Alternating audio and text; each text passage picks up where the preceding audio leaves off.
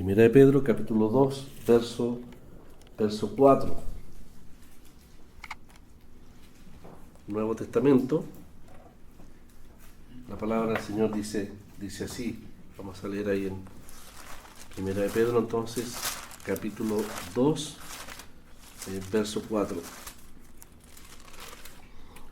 Dice: acercándoos a él, piedra viva, desechada ciertamente por los hombres, mas para Dios escogida y preciosa. Vosotros también, como piedras vivas, sed edificados como casa espiritual y sacerdocio santo, para ofrecer sacrificios espirituales aceptables a Dios por medio de Jesucristo. Por lo cual también contiene la Escritura: he aquí pongo en Sión la principal piedra del ángulo, escogida, preciosa, y el que creyere en él no será avergonzado. Para vosotros, pues, los que creéis, él es precioso, pero para los que no creen, la piedra que los edificadores desecharon ha venido a ser cabeza del ángulo, y piedra de tropiezo y roca que hace caer, porque tropiezan en la palabra siendo desobedientes, a lo cual fueron también destinados. Mas vosotros sois linaje escogido, real sacerdocio, nación santa, pueblo adquirido por Dios, para que anunciéis las virtudes de aquel que os llamó de las tinieblas a su luz admirable. Vosotros que en otro tiempo no erais pueblo, pero que ahora sois pueblo de Dios, que en otro tiempo no habíais alcanzado misericordia, pero ahora habéis alcanzado misericordia. Hasta aquí nomás la palabra del Señor. Hemos leído estos 6 versos. Es una porción, hermanos, llena de riqueza. Es una mina de oro, es más que de oro, de muchos tipos de metales preciosos. Porque la verdad es que estos 6 versículos del apóstol constituyen un párrafo lleno de enseñanza. Para el que habla personalmente ha significado bastante tiempo poder escudriñarlo, y es inagotable, realmente inagotable. Concentra el apóstol Pedro en estos 6 versos muchas excelencias respecto de la persona de Cristo, pero también concentra en estos versos por lo menos 6 o 7 figuras o metáforas de la iglesia, que son privilegios. El apóstol va a poner frente a nosotros la grandeza, la hermosura, las cualidades, vamos a decir las excelencias, que es la palabra que se puede usar, de Cristo, por lo menos en 7 referencias a él como roca, como piedra, como roca, como piedra, 7 excelencias de Cristo, de las cuales vamos a ser responsables de anunciarlas al mundo, no solo por voz, sino también por práctica y por testimonio. Pero también va a hablar de 7 privilegios que nosotros tenemos. La verdad es que las excelencias de Cristo constituyen también la causa de nuestros privilegios en Él. Si usted así, someramente, la sola lectura, quizás ustedes se dieron cuenta que el apóstol menciona estas 7 figuras. Va a hablar de que somos edificios de Dios. Dice: somos edificados o sed edificados. Va a hablar que somos templo de Dios, porque si somos casa espiritual, la casa espiritual, como en el Antiguo Testamento, en este caso la casa de Aarón, ejercía en el tabernáculo, en el templo de Dios. El linaje sacerdotal ejercía en el templo de Dios. Por lo tanto, somos templo de Dios también. Va a decir que somos casa espiritual. Efectivamente, nos va a exhortar a actuar o a entender o a ser consecuentes con la posición que tenemos, con el privilegio que tenemos como casa espiritual delante de Dios. Desprendemos también que somos sacerdotes santos, porque dice: sois real sacerdocio santo, y agrega algo más que no se mencionó nunca en los sacerdotes del Antiguo Testamento. Dice: un reino de sacerdotes. Jamás los reyes fueron sacerdotes, o los sacerdotes pretendieron ser reyes. Ambos poderes o ámbitos de influencia, tanto espiritual o moral como el sacerdote, o secular, en el ámbito de gobierno, el rey, el Señor siempre procuró que eso estuviese separado. Pero en Cristo, nuestro gran rey y sumo sacerdote, nosotros somos transformados en sacerdotes y un reino de sacerdotes, que siempre fue el ideal del Señor, que mejor. Ustedes que han leído el Antiguo Testamento reconocerán que siempre hubiese sido el ideal de Dios que el rey fuese a la vez el sumo sacerdote. No fue el caso en la historia, pero Dios prometió en su palabra que habría de haber un rey y un sumo sacerdote también, conforme, dice la carta a los hebreos, conforme al modelo o al perfil de Melquisedec, al orden de Melquisedec, es decir, con las características de ese sacerdocio. Por lo tanto, somos sacerdocio santo y sacerdocio real. Somos nación santa, dirá, en el verso 9. Y en el verso 10, 9 y 10, dice, pueblo adquirido por Dios. El verso 10 termina haciendo una mención, aludiendo, sin lugar a dudas, a lo que era antes el pueblo de Dios. Lo sigue siendo, sí, lo sigue siendo. Ustedes que han estudiado la carta a los romanos saben que Dios no ha terminado con Israel. Está en un paréntesis, está dormido, está moral y espiritualmente con un velo. Pero pronto el reloj de Dios, de los propósitos de Dios con Israel se activará. Pero antes que eso suceda, antes que el minutero del plan profético de Dios comience a funcionar con Israel, la iglesia será llevada de esta tierra. La iglesia tiene que ser llevada de esta tierra para que nuevamente el reloj profético de Dios, y voy a decir algo con mucho cuidado, cuya piedra fundamental, piedra angular de los propósitos proféticos de Dios, era precisamente Israel. No hay profecía sin Israel. No hay propósito hacia este mundo sin Israel. La profecía de la 70 semana muestra que hay una piedra fundamental, importante, que es Israel. Pero Israel y su Mesías. Porque tampoco hay profecía, hay esperanza, hay propósito futuro sin un Mesías de Israel. ¿No es cierto? El Señor le dijo a Abraham, en tu simiente, el Señor, serán benditas todas las naciones de la tierra. Y la palabra de Dios dice que dentro de los privilegios de Israel, fíjese, los privilegios de Israel tuvieron el culto, tuvieron la gloria, la manifestación de Dios visible en la gloria de aquella nube, tuvieron las promesas, tuvieron la palabra de Dios. Y dice, y de los cuales, y aquí está el privilegio más grande de ellos, vino Cristo, el cual es bendito por los siglos. Entonces, Pablo en Romanos 9, que ustedes lo estudiaron, enfatiza que finalmente la piedra fundamental, angular, es en aquel tiempo Israel y su Mesías. Pero en el Nuevo Testamento el apóstol Pedro se concentra exclusivamente en el que él va a llamar la piedra angular de todos los propósitos de Dios. Frente al fracaso de Israel en su testimonio al mundo, se yergue inconmovible la persona no solo del Mesías, sino de Cristo, como definitivamente la piedra angular de todos los propósitos para con Israel y para con el pueblo espiritual de Dios, para con el que es el templo de Dios, con lo que es el cumplimiento cabal de todos los propósitos de Dios, que es la iglesia. Entonces, si ustedes se fijan, hermanos, en la lectura de esta porción, el apóstol Pedro, que conocía bien el Antiguo Testamento, les recuerda a ellos que no eran pueblo, pero ahora son pueblo. Les recuerda también profecías, cita 3 profecías de Isaías para hablar de Cristo como la roca o como la piedra angular. Entonces, hay 7 privilegios que podríamos contrastarlo con los 7 privilegios de Israel mencionados ahí en Romanos 9, pero que no se comparan, no pueden ser comparables a los privilegios y a la gloria que nosotros como pueblo espiritual de Dios tenemos en relación a Israel. Hay 7 figuras que nos hablan de 7 privilegios, de manera entonces que parece Pedro decirnos, mire, hubo un pueblo que tuvo privilegios, pero que ese pueblo rechazó el cumplimiento de todos los propósitos de Dios, que es el Mesías, y lo va a decir ahí en la profecía en el Salmo 118, cuando habla de la roca desechada. pero ustedes son el pueblo de Dios. Lo que en Israel era figura y lo que era el cumplimiento terrenal de las promesas de Dios, vosotros, dice el apóstol Pedro, vosotros tenéis privilegios, bendiciones infinitamente superiores.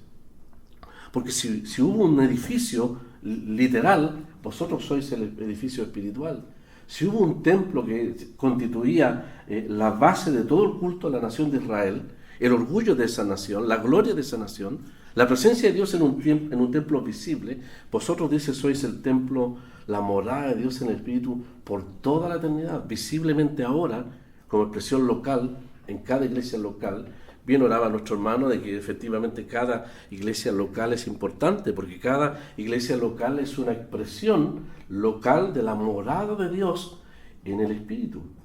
Si hubo un sacerdocio, con lo que significaba eso, la casta, el linaje de Aarón, qué privilegio más grande a un pecador, a un hombre tan débil como Aarón, concedérsele el privilegio de los atrios de Dios, del culto a Dios, del servicio a Dios.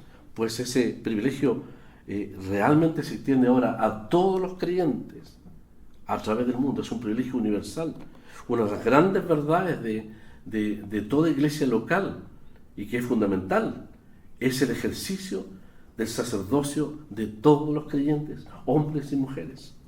Si bien es cierto, la palabra de Dios especifica el ámbito público de cómo la mujer debe estar en silencio y el hombre tiene la responsabilidad de hablar, de comunicar los oráculos de Dios, en el sentido espiritual, hombres y mujeres son sacerdotes delante de Dios.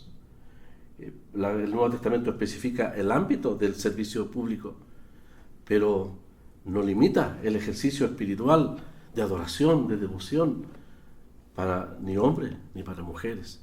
Hay un sacerdocio universal y es real, dice, es un sacerdocio regio, por lo tanto es el de más alto privilegio que considera la Escritura. Además va a hablar de una nación santa y un pueblo, dice, adquirido por Dios. Una nación tiene constitución y tierra. Constitución y tierra. Aquí está la Constitución, la palabra que rige toda nuestra práctica y conducta y doctrina, pero también una tierra. No es esta tierra. Dirá en el verso 11, dice que somos peregrinos y extranjeros, porque nuestra patria está en los cielos. Estos hermanos a los cuales se dirigió la carta, dispersos estaban, pero no esparramados. Expatriados serían, pero no sin patria, porque la verdadera patria estaba en los cielos. Por lo tanto, son una nación. Un pueblo que no tiene tierra, ni constitución o ordenamiento jurídico, es un pueblo, no es una nación. Israel estuvo 2000 años. Cuando Tito destruyó Jerusalén y fue esparcido Israel, destruyó inclusive el templo, ese templo maravilloso del cual los discípulos le dijeron al Señor, mira Señor, qué impresionantes piedras. Pues aquí hay un templo que tiene piedras más hermosas que el templo físico de Jerusalén, con las piedras preciosas que constituye cada creyente. Ese pueblo estuvo errante 2000 años y en 1948, 6 de junio, tomaron Jerusalén. Y ese mismo día, aunque es cierto, en 1948 se formó como nación, pero ¿qué sentido tenía para Israel ser una nación sin lo que es el objeto de su más profundo amor, que era Jerusalén? Por lo tanto, el 6 de junio de 1967, ellos no solamente tuvieron la patria, la tierra, la nación, sino que tuvieron Jerusalén, la capital. Ahí se constituyó. La nación revivió, como dice el profeta Ezequiel, los huesos secos tomaron carne y se levantó. Pero ahí quedó, porque Israel está como un cuerpo que antes eran huesos esparramados en el mundo, ha resucitado físicamente, nacionalmente, pero le falta el espíritu. Y esa vida espiritual llegará, lo volvemos a decir, cuando la iglesia se vaya y el Señor obre nuevamente en la nación de Israel. Pero ahora son una nación, ya no un pueblo errante, porque tienen tierra, tienen patria, tienen una capital. Jerusalén la celestial es la capital de los ciudadanos del cielo, nos señala la palabra. Nosotros somos pueblo, porque tenemos una cultura, una mentalidad. ¿Se ha fijado? Lo dijimos la ocasión pasada. Ustedes deben conocer mejor a los judíos que nosotros. Pero en todas partes se habla del judío alemán, del judío hondureño, del judío británico, del judío holandés. Nunca se despega su cultura judía, su ascendencia judía. Porque son un pueblo, despreciado por algunos, amado por otros, pero finalmente un pueblo que tiene una mentalidad, una cultura, una música, un folclore. También muchos de ellos tienen la palabra, aún ciegos en cuanto a no entender el propósito de la venida del Señor, pero tienen la palabra. Y ellos preservaron la palabra. Nosotros estamos profundamente agradecidos por Israel porque se les fue confiada la palabra. Y los 89 libros del Antiguo Testamento los tenemos exactamente, confiablemente, porque hombres devotos, celosos, al extremo, guardaron la palabra de Dios. Hasta el día de hoy tienen el museo de la Biblia. Si algún día alguien tiene la bendición de ir a Israel, vaya y visite el museo de la Biblia. Yo nunca he tenido esa posibilidad, pero ahí está el rollo de Isaías. Vamos a hablar de 3 pasajes de Isaías. Si uno fuera a Jerusalén, vería el rollo extendido en sus más de 8 metros. Y ahí está el pasaje. Exactamente igual que 700 años atrás. Mínimos cambios. Y no solo Isaías, todos los profetas del Antiguo Testamento. Ellos guardaron la palabra de Dios. La desecharon sí, pero la guardaron. Por eso Pablo en Romanos dice, a ellos les fue confiada la palabra de Dios. Ellos reconocieron qué libros eran inspirados y cuáles no. No es que ellos determinaron la inspiración de los libros del Antiguo Testamento. Ellos reconocieron lo que era palabra de Dios. Y nosotros tenemos los mismos 39 libros del Antiguo Testamento. Israel es una nación privilegiada. Pero Pedro nos va a decir, vosotros no erais pueblo. Judíos o no, no erais pueblo. Si son gentiles, no erais pueblo. Pero ahora sois pueblo de Dios. Por eso que Pedro va a citar estos 7 privilegios tan grandes. Edificio de Dios, templo de Dios, casa espiritual, sacerdocio santo, Israel, nación santa, pueblo adquirido por Dios. Israel tenía el propósito de ser testimonio a las naciones. Y fracasó. No reconocieron el tiempo de la venida del Señor. Los va a decir el apóstol Pedro en 3 citas, que las vamos a ver mañana, Dios mediante. 3 citas de 2 de Isaías y una del Salmo 118. Hermanos, ha sido una maravilla para mí, no sé si decir descubrir, no descubrir. A lo mejor ustedes ya lo saben, pero cuando uno descubre alguna verdad, se goza. Por muchos años el verso 6, 7 y 8 parecían no tener forma, simplemente era la mención de 3 pasajes donde se habla de Cristo como piedra. Pero me parece ver en el verso 6 la perfección del Señor como roca en su ministerio. Me parece ver en el verso 7 el momento de su rechazo, muerte y crucifixión. La piedra desechada. La palabra desechada lo dice todo. Todos los padecimientos. Le sacaron fuera, llevando su cruz. La nación dijo a Pilato, que muera, que sea crucificado. No tenemos más rey. Desecharon la piedra. En el verso 6 es su perfección. Escogido, precioso, piedra del ángulo. Claro, Pedro no cita todo el texto, pero si vamos a Isaías, el día de mañana, vamos a ver que se agrega de cimiento estable, probada. De manera que tenemos 7 descripciones de Cristo como piedra, como roca. Su ministerio, Dios lo presenta a Israel. Miradlo, ahí está la piedra preciosa, escogida. 30 años se presenta a Israel como la piedra confiable sobre la cual depositar la fe. No solo como Mesías, para nosotros como Salvador. En el 7 desechan la piedra. La nación se confabula y la arrojan fuera. Como el albañil que desecha el ladrillo o la roca y le dice, no, no me sirve, no está conforme a mis planes, y la deja en el camino ahí. Es peligroso eso, ¿no es cierto? Ustedes que saben construcción. Porque esa misma piedra que yo dejo en el camino, en el ámbito de trabajo, puede ser la piedra de mi propio tropiezo. De mi propio tropiezo. Si el herrero deja los pedazos de metal en el suelo, se va a clavar. Si el carpintero deja los clavos ahí doblados, se los va a clavar. Es algo impresionante. La misma piedra que se desechó es el medio por el cual habrían de tropezar y caer rotundamente, es lo que va a decir Pedro. Y en el verso 8, vamos a ver con más detalle mañana, específicamente pensando en aquellos que están sin Cristo, la solemne advertencia de que la misma piedra que el mundo desecha es la piedra que va a pulverizar, que va a moler, va a reducir a polvo la soberbia de este mundo. Tropiezan por su desobediencia y la misma piedra los aplasta. La misma piedra los aplasta. Es impresionante. Hay otros pasajes del Antiguo Testamento que hablan de Cristo como la piedra. Yo solamente voy a mencionar piedra viva. Dice, desechada. Isaías agrega, probada, angular, fundamental, estable. Eso habla de la seguridad que el creyente tiene, de la seguridad de la eterna salvación del creyente. Por eso va a enfatizar Pedro, no será defraudado el que confía en él.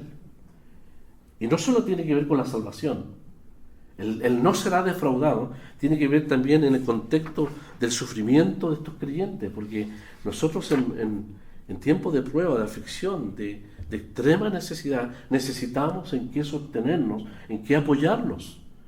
No solo necesitamos las oraciones de los hermanos, la intercesión de los hermanos, no solo necesitamos la palabra, hay algo una roca para la cual agarrarse firmemente cuando el mar azota con fuerza sobre nuestras vidas. Entonces va a ser muy importante esta exhortación del apóstol a estos hermanos que están esparcidos sufriendo por causa de Cristo, a recordarles que hay una roca a la cual agarrarse, esa roca más alta que dice David, más alta que yo, donde puedo escapar de la tribulación, de la aflicción, puedo encontrar descanso. El mar puede rugir alrededor del creyente, pero mientras esté la fe puesta firmemente en esta roca que no defrauda, no decepciona, ni al pecador que confía en Él como Salvador, ni al creyente que confía en Él en los momentos de prueba o aflicción. Eso es estable y finalmente solo Pedro dice esto, es preciosa. Y la palabra preciosa, ustedes lo saben, tiene que ver con el valor imposible de medir, el valor infinito de la persona de Cristo. Pero si usted quiere pensar precioso de hermosura, tiene todo el derecho, hermano, de pensarlo así, porque realmente el Señor es hermoso moral y espiritualmente. Como dice el Salmo, Él es el más hermoso de los hijos de los hombres. No es la hermosura física. Seguro que el Señor era un hombre común, seguro que usaba barba como los judíos, un hombre un poco tostado también al sol de Israel por las largas caminatas en su afán de buscar al pecador, una piel curtida por el sol y el polvo, pero hermoso, como el tabernáculo por fuera, como piel de cabra, la piel de cabra común, algo que no atrae tanto, pero por dentro está toda la riqueza, ¿no es cierto? Dentro del tabernáculo estaba todo el oro, todo el incienso, el carmesí, la púrpura, el oro, la hermosura estaba dentro, porque solo por la fe podemos apreciar la hermosura de Cristo. Este mismo pueblo del cual alude y que hace la comparación Pedro es el que desechó al Señor, porque no encontraron en Él atractivo para que le deseemos, ni hermosura moral y espiritual en Él. Pero el pecador, cuando es iluminado respecto a su pecado, a su condición de perdido, y despierta en él la necesidad imperiosa de la salvación, entonces se abre el entendimiento y ve la hermosura de su persona, un hombre santo, el Cordero sin mancha, que da su vida en la cruz del Calvario. Desde ese momento comienza el alma del pecador, del momento de la conversión, ve toda la riqueza y la maravilla de Cristo como Salvador y también como Señor. 7 figuras, 7 metáforas que van a hablar de nuestra tremenda responsabilidad.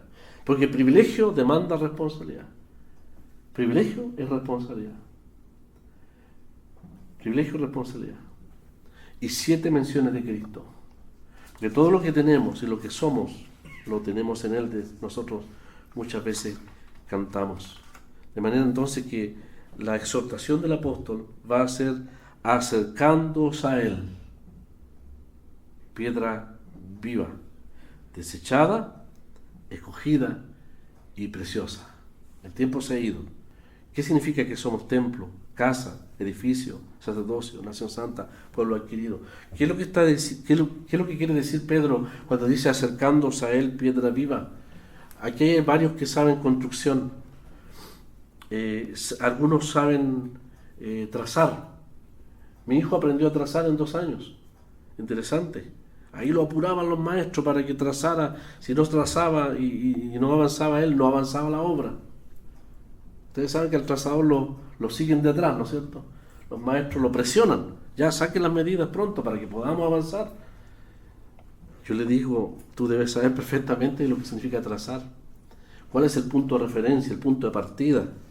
El punto fundamental de donde vamos a sacar las medidas, donde vamos a proyectar los muros, donde esta cosa que se llama edificio va a proyectarse hacia derecha, izquierda y hacia arriba. ¿De dónde partimos? ¿De dónde parte la construcción?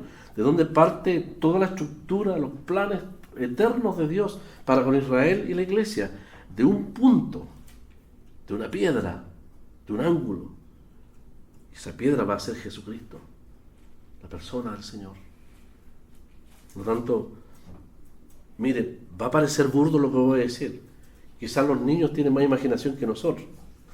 ¿Se imagina usted piedras moviéndose? ¿Piedras esparcidas en el terreno de construcción?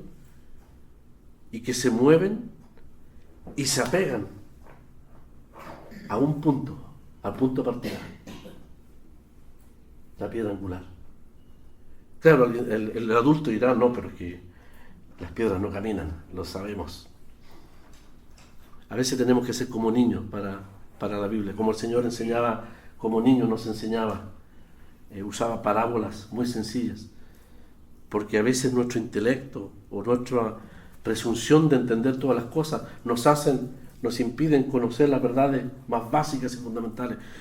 Hermano, aunque yo sé que ustedes son constructores y lo que voy a decir no tiene nada que ver con construcción, es inusual, no se ha visto nunca, lo que Pedro en realidad está diciendo, hermanos, ustedes son piedras vivas, piedras vivientes, que tienen vida en sí mismos, pero yo les exhorto a que se unan, se apeguen, júntense, esa es la idea, juntados, dice, acercándose a Él, esa es la idea, acérquense a la piedra que es Cristo.